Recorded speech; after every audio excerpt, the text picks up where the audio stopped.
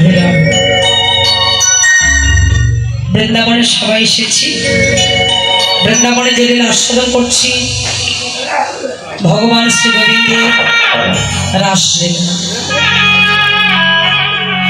রাসের পরিবে হয় রস, আর রসের পরিবে হয় বস। বদন্তেশ্ব বস, ব হচ্ছে তিনটি কোণ, আর ওই তিনটি কোণে বসে আছে ইরা পিঙ্গলা সুষম। দন্তেশ্ব কেন যুক্ত হলো? গোবিন্দ যদি রাধারানীকে বামঙ্গ থেকে সৃষ্টি না করতো তাহলে খেলা কখনো হতো না। তবে আমি যে খেলার কথা বলছি আপনার আমার এই খেলা নয়, যে খেলা নাম হচ্ছে প্রেমের খেলা। কোন প্রেম এই জগতে নায়ক নায়িকার প্রেম নয়, না জীবাত্মার সঙ্গে পরমাত্মার প্রেম, ভক্তের সঙ্গে ভগবানের প্রেম, আর গুরুর সঙ্গে হয় শিষ্যের প্রেম। তাহলে বদন্তেশ্ব বস, এবার র হয়ে গেল, একটা বিন্দু আসে বয়ের নিচে। তো বয়ের নিচে যখন বিন্দু এলো তাহলে কি হবে? ব থেকে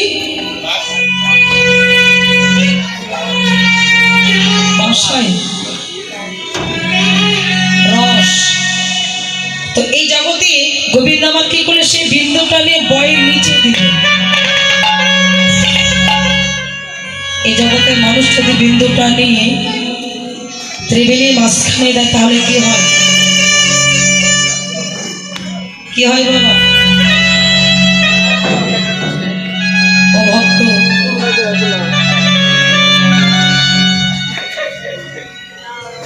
যদি বয়ের নিচে না দিয়ে মাঝখানে কেউ দেয়, তুমি দাও না কি গো?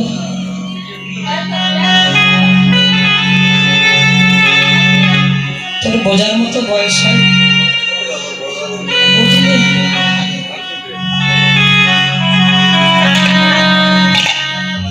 আমি রাসের কথা বলছি।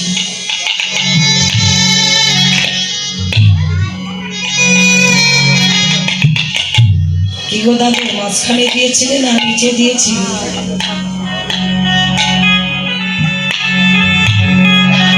ও তো মাঝখানে দেয় বলে তো মরেছে, তুমি কোথায় দিতে?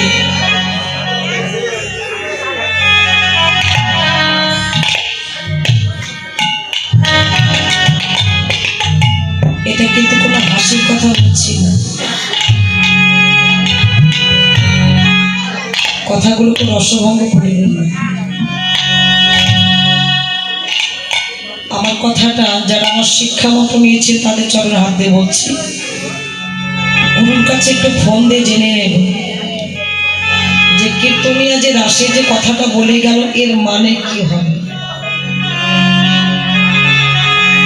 আর যদি জানতে চান সকালে যখন আসর ছিঁড়ে চলে যাব তখন আমার কাছে আসবে। তবে আমি বলবো 1000 টাকা দক্ষিণা নিচে বলি না।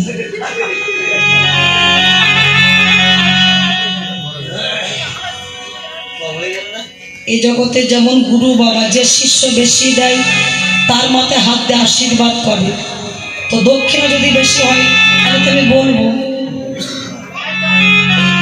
কি গো, তাই তো?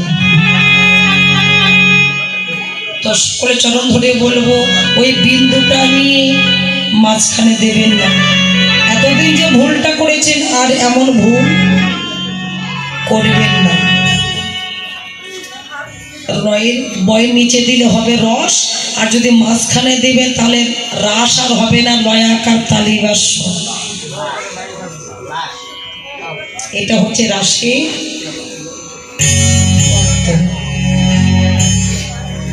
যদি কেউ মাঝখানে দেয় তাহলে হবে রাস, হবে রাস করে।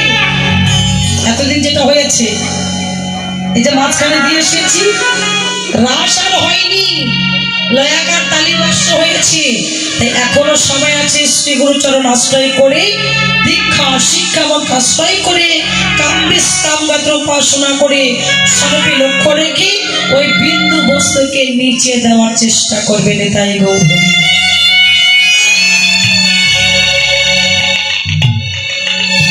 তাই লয়া আকার তালি দন্তেশ্ব রাস, তালিবাস্বর আসবে না, রয় আকার দন্তেশ্ব রাস।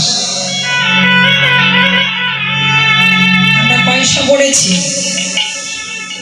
শিশুকালে পড়েছিলাম। অনেকে প্রশ্ন করে, বলতে পারে, বলে বাবা কয়সা পড়েছ? কে বলে 100, 200, 300, 500। বাবা কয়সা পড়েছ গো? 300। একটা হচ্ছে দন্তেশ্ব, একটা হচ্ছে তালিবাস্য, আর একটা হচ্ছে কি পেট কাটা। পেট কাটা না, পেট কাটা থাকলে তো হবে না গো। মধ্যে না হরি বল, এই দেহটা যদি একবার পেট কেটে দেখালে ভজন হবে?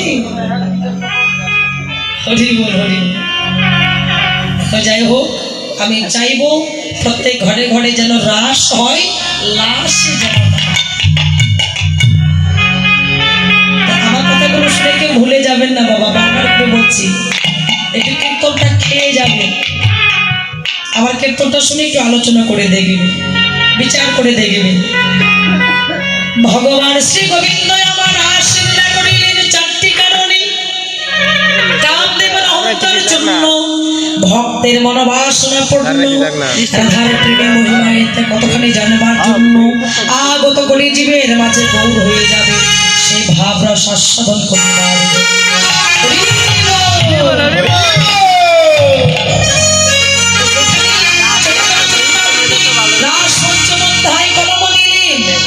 ভগবান পিতা রাত্রি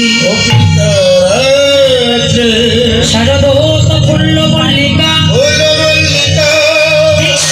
মনুষ্যক্রে যোগমায়া মোপাশ্রিতা।